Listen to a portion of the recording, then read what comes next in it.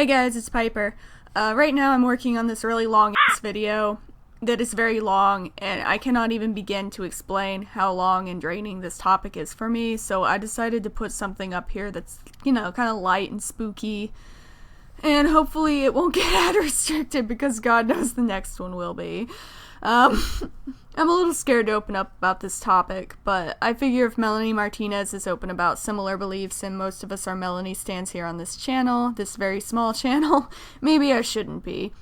So, here's a little bit about my beliefs and some strange magical experiences I've had throughout my life that I haven't been able to justify as a coincidence. And if this topic makes you feel uncomfortable, I suggest leaving and searching YouTube for "Cat Doesn't Want to Leave Warm Bath." That's a good video. First, some context. This will be fast, I promise. I struggle with an internal science versus spirituality dialogue. I say science versus spirituality instead of religion because I don't really have a strict religion because I'm a flaky piece of freedom-loving shit.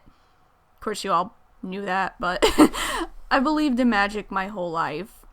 I read tarot cards, I collect crystals, my favorite show is Paranormal Caught on Tape, but until recently I've been in the broom closet, as we witches tend to say, because I prefer science, I like having answers, and I was always afraid people would judge me, especially people from the scientific community, but science isn't actually about not believing in things, it's about rationally testing things and not debunking something as false just because you can't think of a way to rationally test it. So there are still people who think germs aren't real because they can't see it. I think that's the big issue here. So anyway, let's get on with it.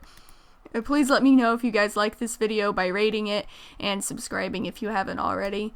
Most of what I experience are little things that I often just kind of dismiss in my refusal to jump to conclusions, like how my autistic ass can somehow always tell when someone's lying, and sometimes I just kind of know things that I shouldn't know.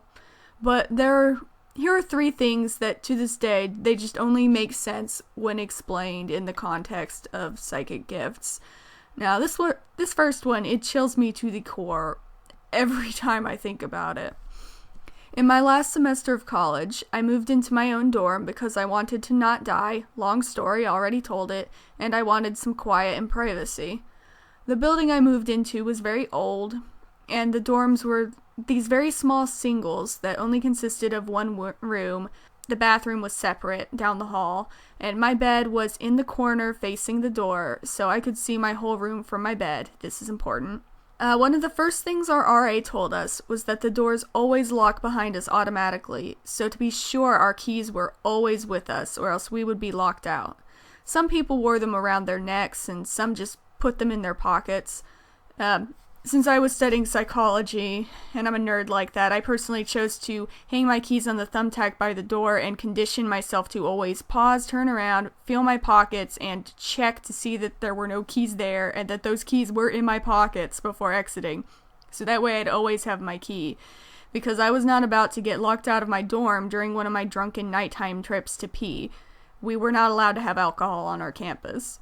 So one day, I fiddled with the lock, because it looked like there was this knob I could turn that would prevent that from happening, and I was tired of drunkenly scratching up my doorknob, trying to unlock my door 20 times a night, and I was afraid I'd get caught by the RA and suspended because of being visibly drunk to cope with my miserable college existence.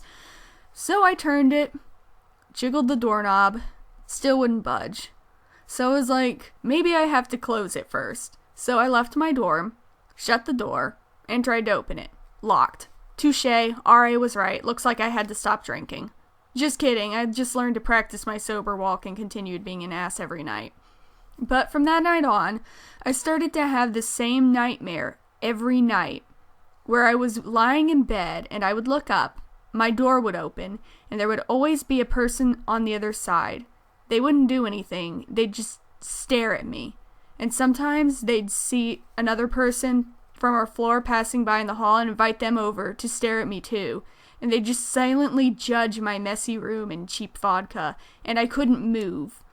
I just had to lie there, stuck in bed, as they stared at me and said nothing.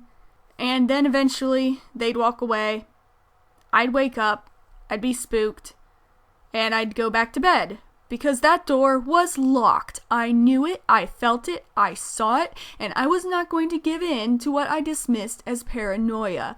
For however long this went on, felt like weeks, I'd ignore the dream, go about my day, still conditioned to check for my key, still unlocking my door every time I came back. But one night, I woke up and I just couldn't fucking take it anymore. And I went to prove to myself that my door was locked, just like what my eyes were telling me. So I grabbed my key, left my dorm room, shut the door, braced myself, and I turned the knob. And my door swung open, like I was on the other side of my nightmare.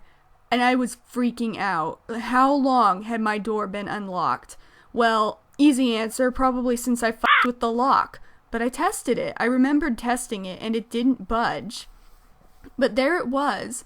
My door was wide open, and I wasn't imagining that either. My only guess was that after the day I fucked with the lock, the next time I used my key, it moved something in the lock mechanism. I don't know how locks work. So that part had some kind of rational explanation I could cling to. But then there was that dream. There was no way I could have consciously known.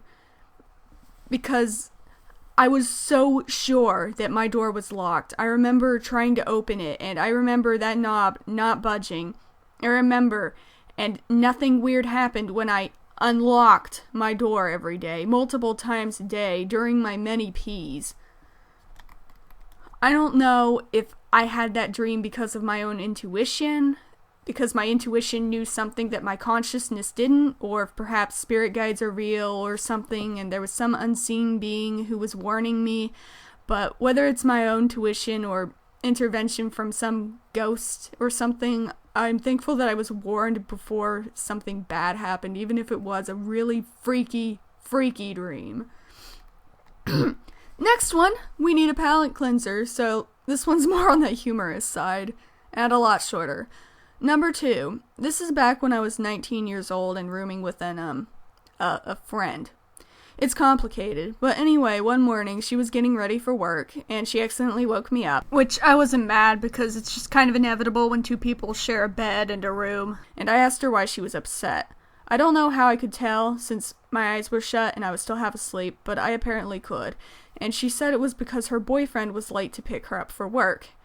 Yes, boyfriend, I did say complicated. And I told her he would be there soon, and he was late because he was buying her flowers. And she was like, "Fuck nah, he never buys me flowers." And I just smiled and said, "He's buying you flowers." And she denied it again because he had never bought her flowers before, and she said she hated roses, and he knew she hated roses. And I said, "They're not roses." And I kept insisting that he was buying her flowers, even though I had nothing to go off of.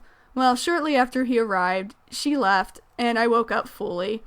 And I sat up in bed, and I was like, well, that was weird. Her boyfriend never buys her fucking anything. Why would he get her flowers? And I was about to dismiss it when she rushed back up to our room all excited and shit, and she was like, "I can't believe this, you were right." And she showed me this bouquet of mixed flowers that he bought her. And she said she told her boyfriend about my vision, and he was shooketh.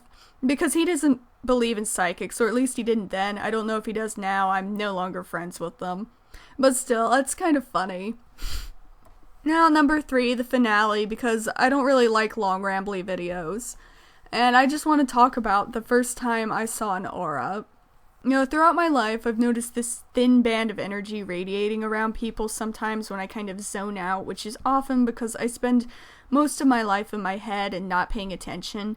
I never paid much mind to them. They were colorless and really hard to see. So, well, I got my explanation for that recently when I came across Stargirl's video on how to see auras. And I was bored. I wasn't sure if I believed in auras because my pasty ass never saw one before, but I figured, you know what, why not? If anyone can do that shit, I can, right? I mean, after my impressive and highly important flower prediction that happened nearly a decade ago, I'm clearly such a pro.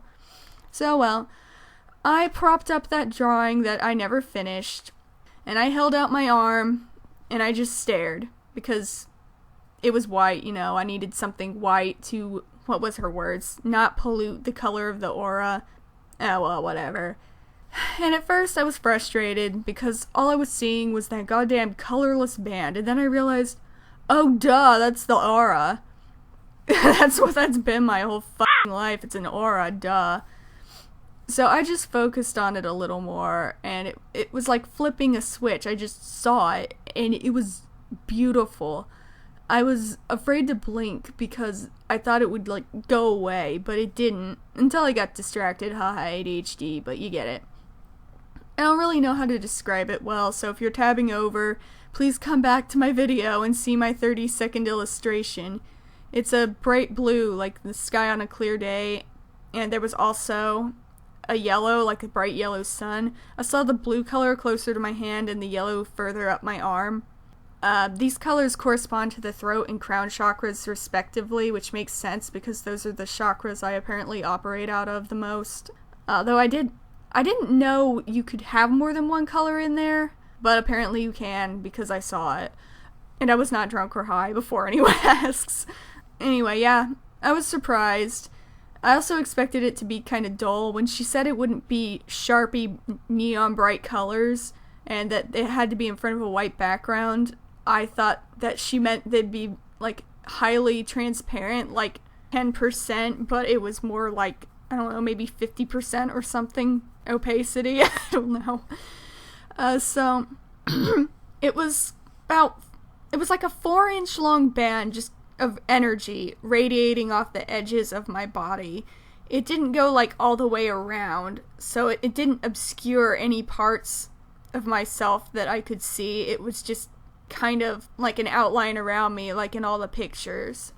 I saw the blue closer to my hand and the yellow further up my arm. Did I say that already? I lost track of my script.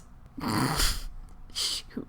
Well, I wish I'd looked at other parts of my body other than my arm. I don't know. I want to practice it on other people, but it's kind of awkward. Like, how would I do that? Just say, like, hey, could you stand here in front of this white wall? Okay, I'm not staring at you. I'm just trying to see your aura. That's not a conversation I want to have. Well, I think I'll just end this here because I have been rambling a lot. Oh, the original t-shirt design that Eretti was wearing with the trash cans and the trash pandas, what are these called? Raccoons! Trash pandas. It was a design on a shirt by Wicked Clothes, but they took down their regram, and our girl Eretti is very salty about it. So I made this new design for her. By the way, I slapped the design I made for this shirt on a mug. It changes colors with the temperature, like those cars I played with in the 90s. Well, actually, I just spin the wheels, but whatever. That's not the point. I'm just saying, if you want an aesthetic tea time experience, this is here and in my store.